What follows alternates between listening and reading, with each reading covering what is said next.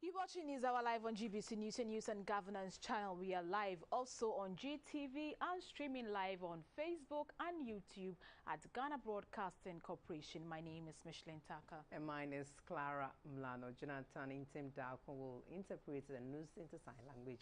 Good evening. Today we start with the health segment and is brought to us Kindness Lufat. Lufat, Tobinco's premier gift to Africa. Before we do that, let's quickly look at today's headlines. Omicron COVID-19 variant recorded in Ghana. Ghana Health Service and Health Ministry to activate Public Health Act emergency mandates and protocols from January 2022 to ensure all Ghanaians are vaccinated.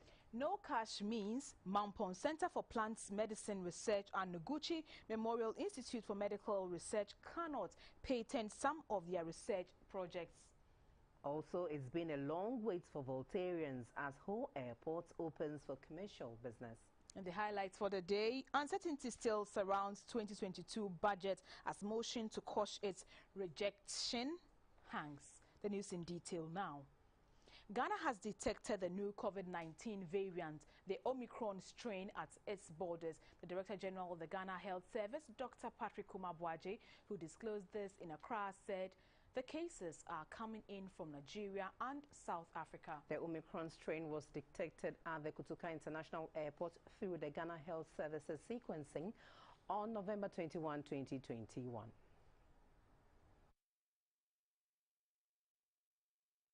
The emergence of the new COVID-19 variant, Omicron, has compelled a number of countries to be on high alert.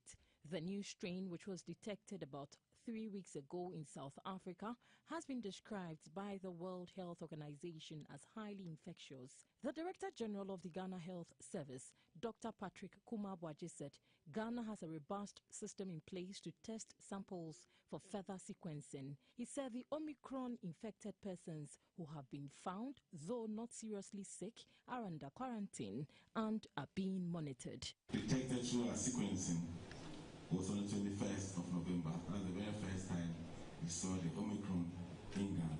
The good thing is that when we do all the community tests so far, we've not seen any Omicron within the community of Ghana. But of course, the danger is that if someone has Omicron and is incubating, it will not be found at the airport. And so we still have to be extremely careful. And that's the more reason why we must follow this vaccination, which is key to us. Dr. Patrick Kumabwaje said there are currently countless variants of the virus, and the global community, together with Ghana's scientists, will continue to undertake in-country sequencing. Strategies at the airport, which have served us a lot, will continue and be strengthened to ensure that people are tested before they leave, and when they arrive, they are also tested to reduce the importation. The Omicron variant was first detected in South Africa 3 weeks ago and has forced a number of neighboring countries to begin travel restrictions. The Ghana Health Service says the country's borders will continue to be monitored strictly, while the protocols on international travel will also be enforced. For GBC News, Mavis Ofe Champon reporting.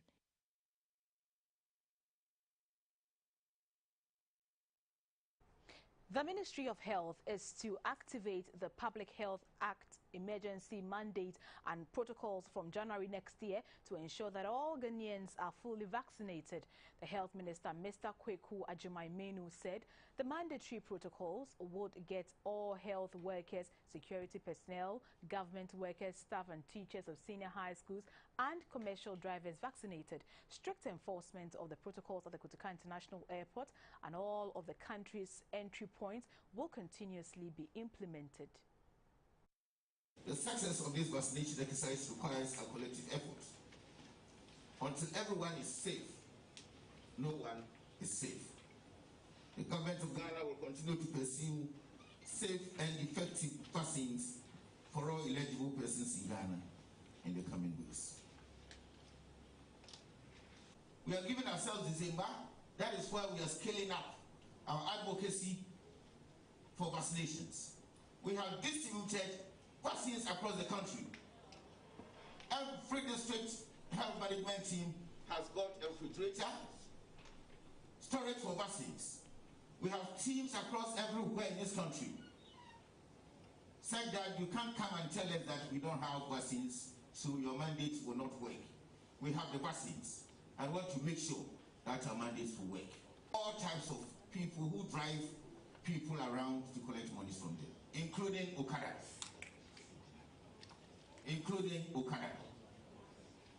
We'll have a way of inspecting certificates before we allow you.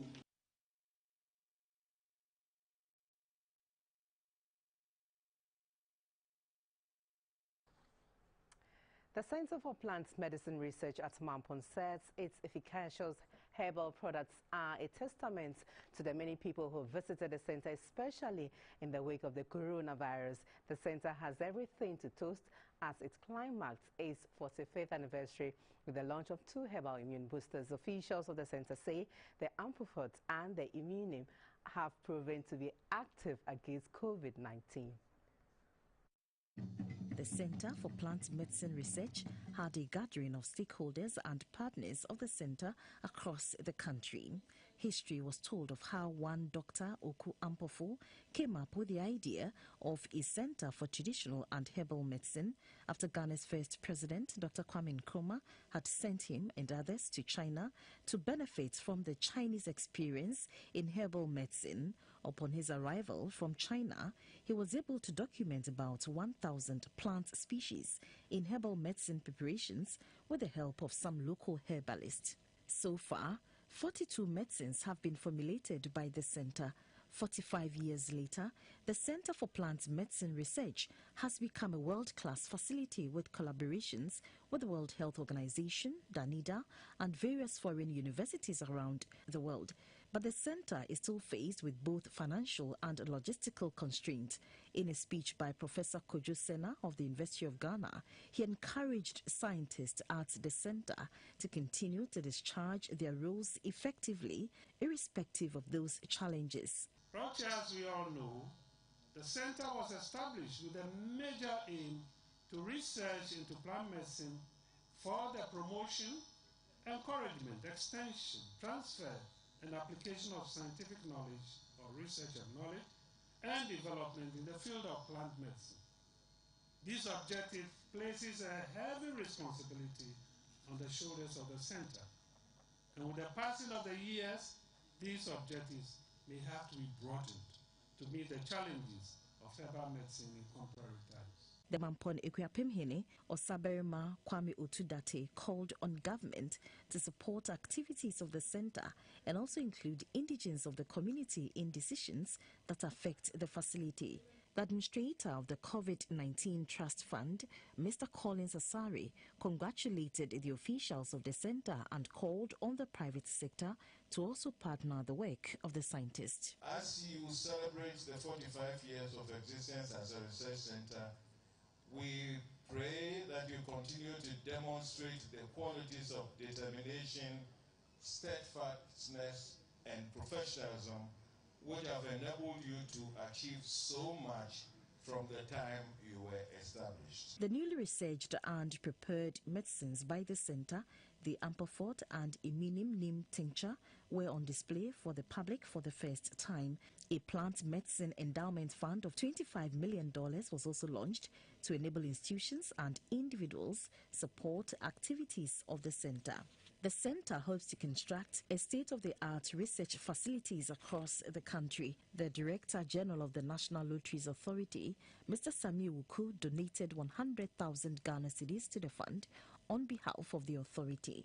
This facility, according to the expert, has a huge potential to contribute significantly to Ghana's healthcare and also rake in foreign exchange. However, the major challenge facing this center is funding, money to undertake research projects.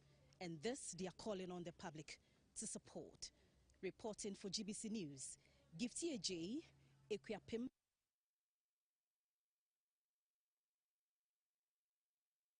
With inadequate resources, it is almost impossible for 2 leading national research facilities in Africa, the Ekuapem Mampon Center for Plant Medicine Research and the Noguchi Memorial Institute for Medical Research, to patent some of their research projects.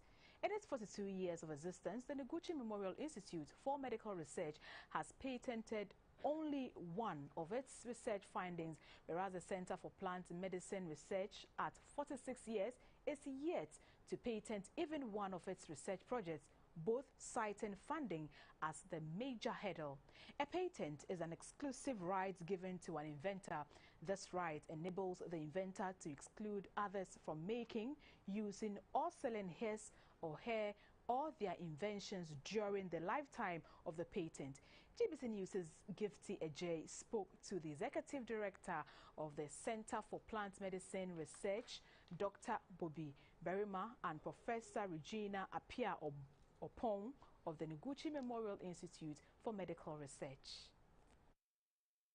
The way trademarks and patents work, it has to go through a certain process and it costs money. We are now beginning to see how we can go through that. And when you document it, it's not here in Ghana. It has to go across the borders. So anybody who has it and goes first to register, that is what will be recognized. So we are working on that. We've realized that there are certain areas that we've taken for granted. For instance, all these things cost money. And the money that comes to us is for research. So we don't have enough to go into those areas. For us as at the Noguchi Institute, and indeed the University of Ghana, we have one patent from a project we did with the Japanese, and that is a big issue for us because that's our gold. And when we visited, as I mentioned, we had opportunity to visit China. In less than a year, they have 40 patents, and this is all money. Because once you have a patent and it's a good patent, it will yield revenue for the country. And so this thing we are talking about as the gold mine is not just holding these medicines and selling them 1 cedi and 10 cedi. We can move it to the next level if we put in the necessary infrastructure and then get patents. And this country will benefit so much from this. And that is why I called it the gold mine that is waiting to be mined. As Ghana marks the World AIDS Day today, the Ghana AIDS Commission is calling on all to do voluntary testing on HIV and AIDS. According to the Commission, it is the surest way one can know his or her status and take the necessary measures to protect themselves from getting infected or be on antiretroviral drugs if they are already infected with the virus. Suala Abdul Wahab has more in this report. Statistics from the Ghana AIDS Commission in the Upper West region indicates that more than 5,700 people in the Upper West region here are infected with HIV and AIDS. As of last year, the HIV prevalence for 2019 for the Upper West region was 0.83. But in the last data we have, it has increased from 0.83 to 1.1. So if you use just the 2 years, it has increased. But if you look at a longer trend, maybe a 5-year, 10-year trend, you see a marginal decrease. So that's the situation.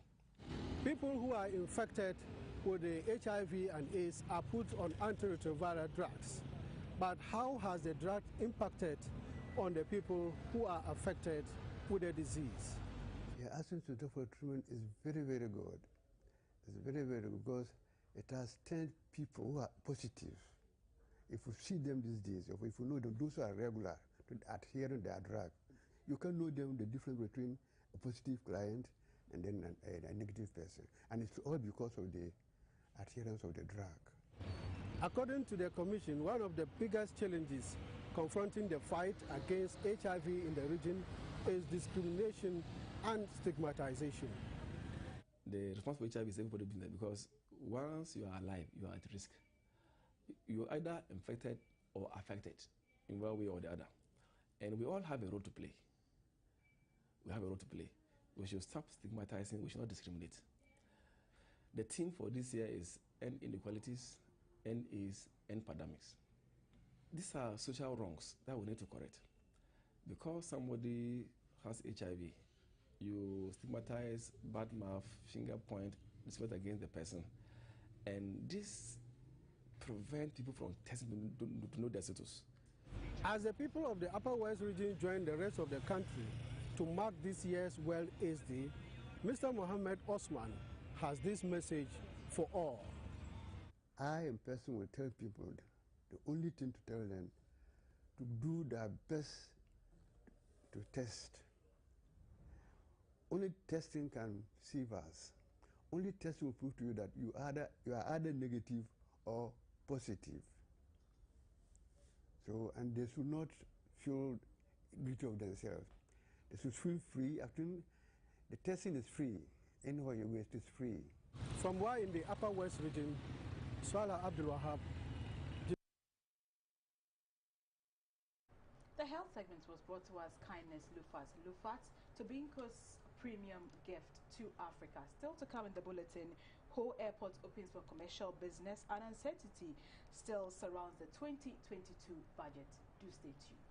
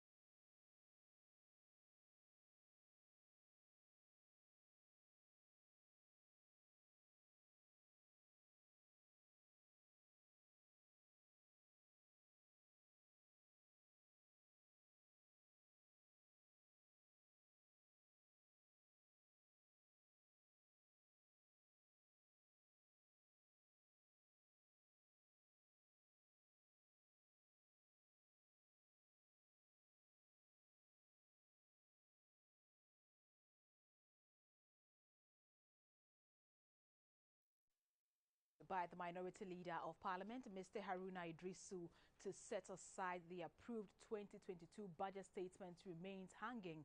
The First Deputy Speaker, Mr. Joseph Osei-Wusu's initial attempt to rule on the matter failed after the minority tried to point out to him to put it to a vote as required by the standing orders of Parliament. Both the majority and minority sides of the House gave different interpretations of the Article 104 Standing Orders 51 and 109 to prove the legality or otherwise of the approval of the 2022 financial statement. In 1092, you were presiding, and therefore, by the provisions of Standing Order 30, you assume the role and responsibility of the Speaker of Parliament of Ghana. And it reads, Mr. Speaker shall have neither an original nor a custom vote. And if upon any question before the House, the votes are equally divided, the motion shall be lost. Therefore, Mr. Speaker, as I have seen in the other paper, we are told on Friday 137 could not take a decision. And therefore, last one with you in the chair was 137. Therefore, Mr. Speaker, whatever decision was taken, to quote you, is null and void. What took place yesterday in this House was constitutional, was lawful, was legal, was appropriate, was in accord with the practice and conventions of this House, and indeed, as member for the choir, you are entitled to be counted for purposes of a quorum to take a decision. And we didn't need Mr. Speaker voting to take a decision. We needed half of the members present to take a decision. And that decision is valid and must stand. Mr. Speaker, after several arguments, the Speaker was expected to put the motion to a vote. Rather, he decided to give a ruling contrary to the standing orders of Parliament. This generated a huge argument. The minority refused to allow the first Deputy Speaker to continue to lead the House, especially after he openly said that he was not a speaker. He's not a speaker anymore. What is this? Mr. Osewusu suspended sitting for an hour. The second Deputy Speaker, Mr. Andrew Amwakwesiama, later adjourned sitting to Thursday, 2nd December 2021. From reports, leadership of both sides are locked in a meeting to discuss the next line of action. For now, the motion for the annulment of the approved budget is hanging.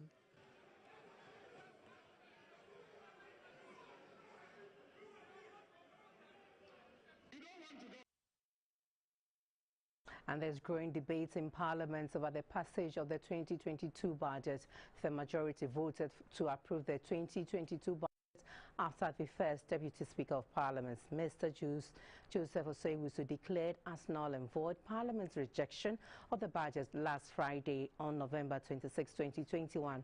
The question on the minds of many is the consequences the country may face based on the entrenched positions taken by the majority and minority sides of the House. A local government analyst and legal practitioner, Dr. Eric Odrosine, earlier joined us via phone and says if Parliament do not reach a consensus on the budget before December 31, the country may face economic challenges.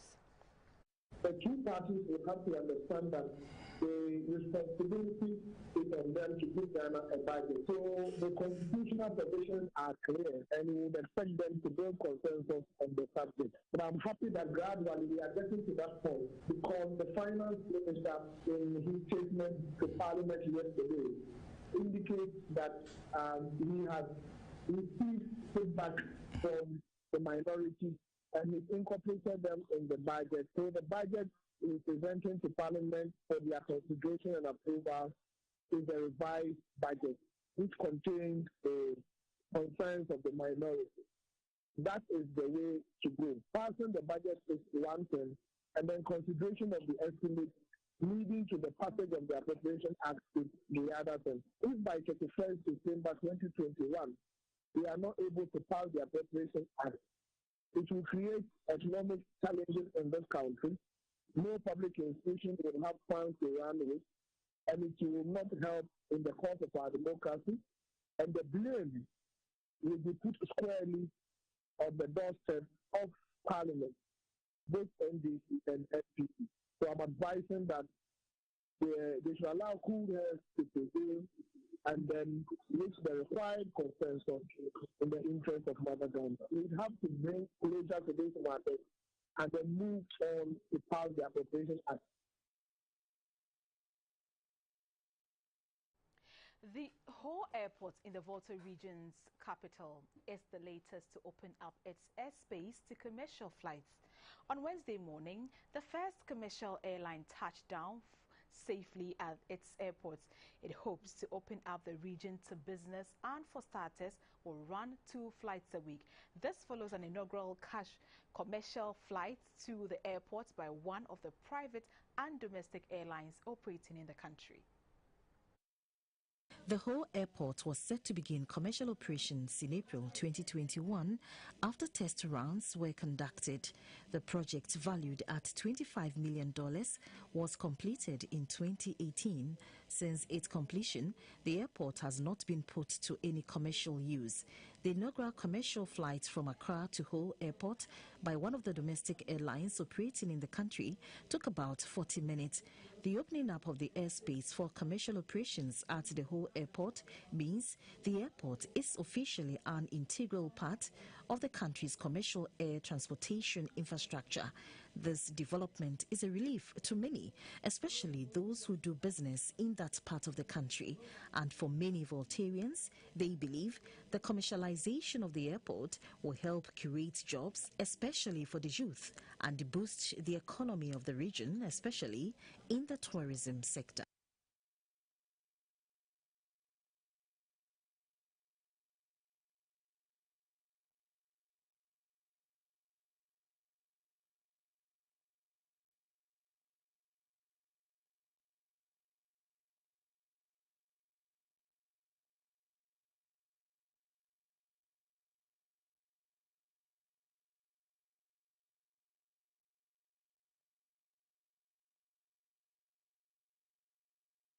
We are back after this break.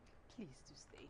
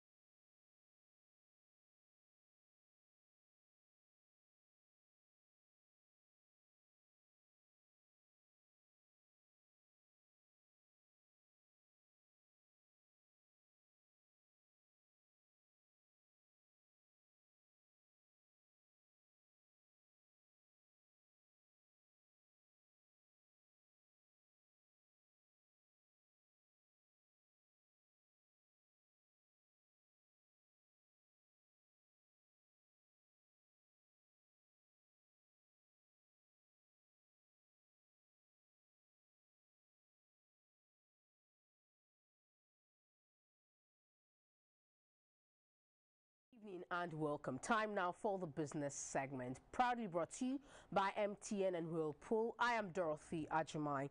Economists in Ghana have called on technocrats in the country to be firm against politicians on policies that would not benefit the populace.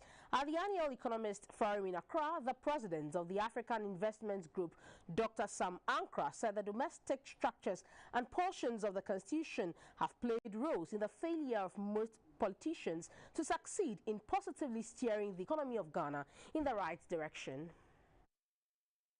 The economic outlook of Ghana, according to the African Development Bank, is good in the short to medium term, with inflation expected to ease by 8% in 2022. The fiscal deficit is projected to narrow to 7.2% in 2021 and 5.7% in 2022, driven by an expected increase in revenue collection in a recovering economy.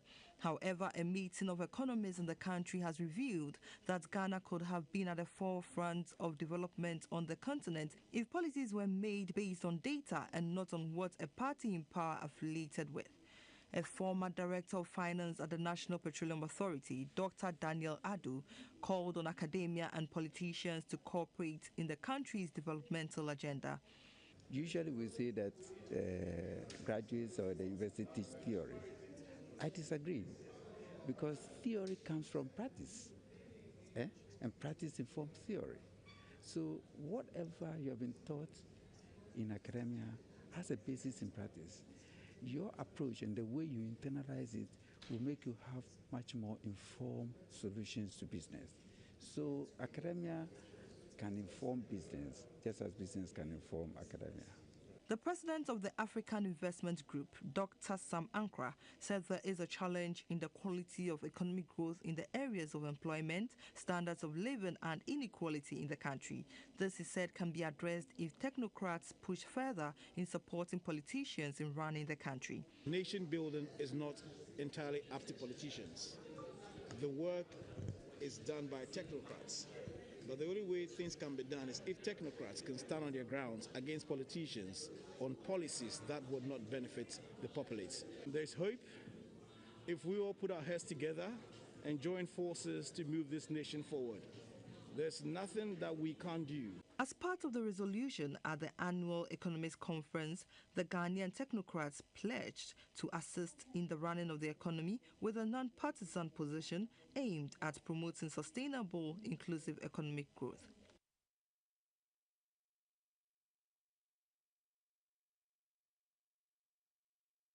A 7-member board for the National Insurance Commission is in place. Finance Minister Mr. Kenoforiata charged the members to work hard at making the industry more efficient and increase the insurance penetration rate, which is currently hovering below 2%. From the Central Bank's 2020 Financial Stability Review report, the insurance industry's capital adequacy ratio (CAR), a metric that measures the quality of available assets to meet obligations, stood at 415% and 328% for the life and non-life insurance subsectors, respectively. And for 2020, CAR exceeded the minimum requirement of 150% for both the life and non-life insurance industry. Solvency risk in the insurance industry was mitigated by the National Insurance Commission's 50 million cedis new minimum capital requirements directive to insurance firms in the country. The NIC is therefore enforcing a new minimum capital regime from 1st January 2022 and working to ensure the companies are able to meet the new directive. The ongoing recapitalization of the insurance industry is expected to further improve retention of insurance business in the country. When he swore in the new board, Finance Minister Mr. Kenoforiata commended the previous board for their creditable achievement in the insurance space and urged the incoming team to do more. The charge on you as new board is to drive insurance penetration, particularly in the uncharted spaces, including the informal sector. The board chair, Madame Abnake Soa Brown, says the team is ready for the challenge ahead. Hope to raise the bar in the industry collectively with our directors.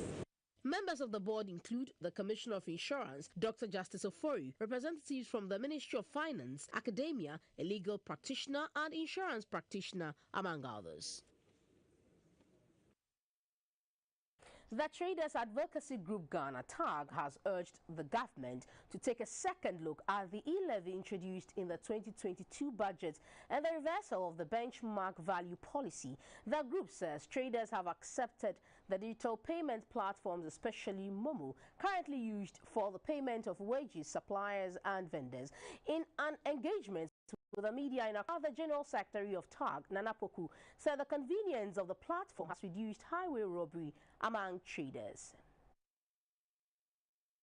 We have no problem with the government initiatives on aiming to direct our enterprising traders into the local manufacturers. However, government must clearly indicate these 32 selected items of which Ghanaian companies are producing and the production capacity being produced by these companies as claimed by government. Should we ask ourselves that per the advice from AGI to government enough to inform the decision of reversing the benchmark values? We wish to urge the government to look at the composite of the e-levy again and possibly reduce the rate to an acceptable level where every Ghanaian will embrace it. Because the way we are anticipating, if caution is not exercised, this thing can degenerate to something else.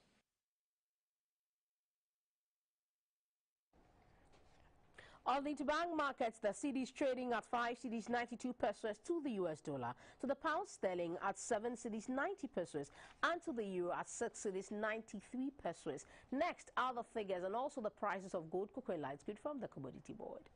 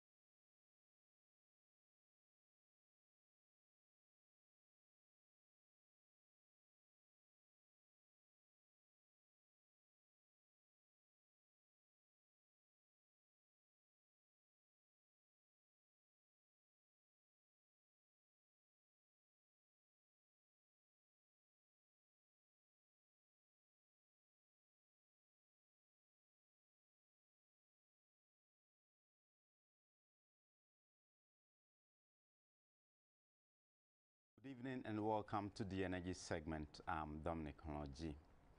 Energy experts are making a case for Ghana to immediately adopt nuclear energy if she wants to pursue her industrialization agenda.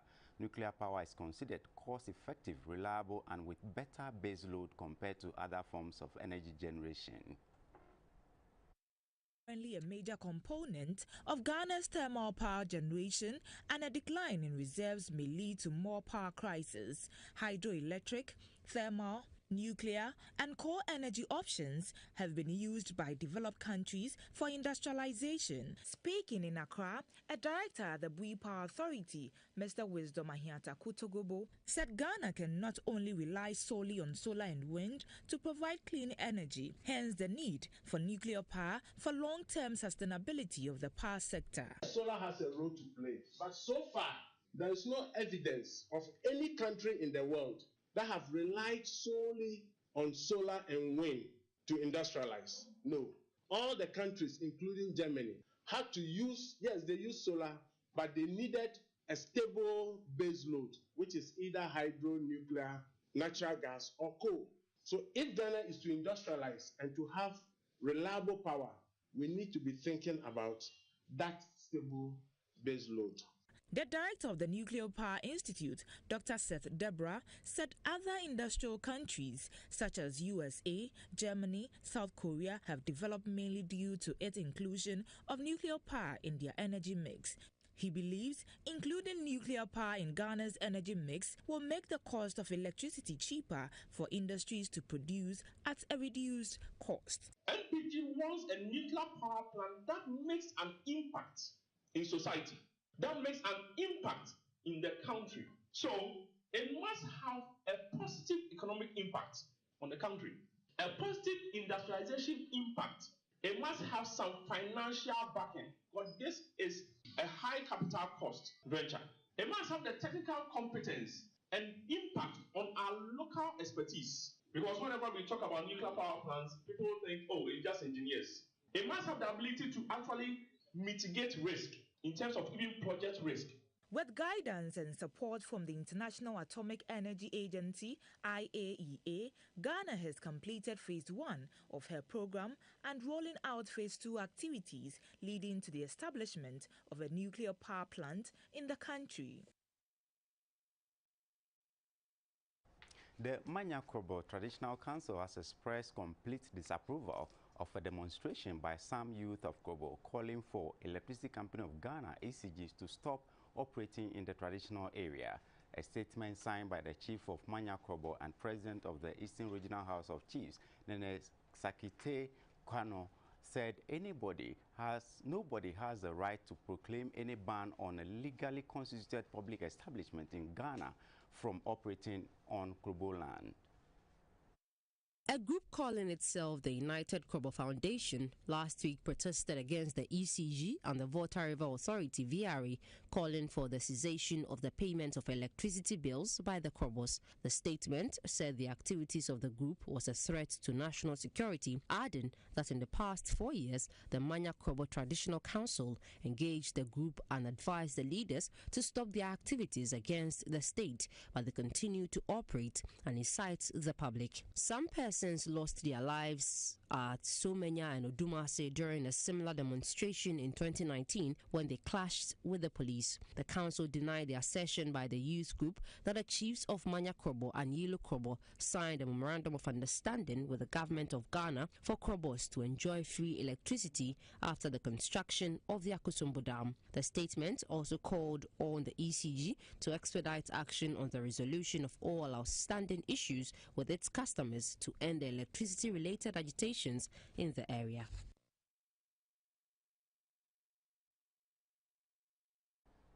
Ghana's overall hydro, thermal and solar generation was 60.0602 gigawatt-hours of power in the last 24 hours. Benin, Togo, Burkina Faso received 4.1971 gigawatt-hours of power from Ghana in the last 24 hours. Here are some more details.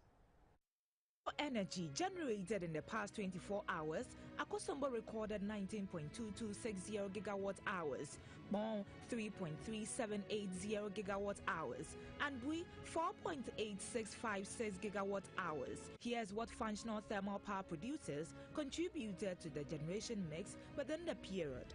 The three hydro power plants produced 27.4696 gigawatt hours. Operational thermal power plants contributed 32.3871 gigawatt hours. And total solar generation was 0.2035 gigawatt hours. Total power generation was 60.0602 gigawatt hours in the last 24 hours. For hydrology, the water level in the Akosombo Lake was 82.430 meters below the maximum level of 84.73 meters, while the level in the Bui Dam was 179.260 meters below the maximum elevation of 183 meters in the last 24 hours. And that's it for the energy segment. I'm Dominic Honoji.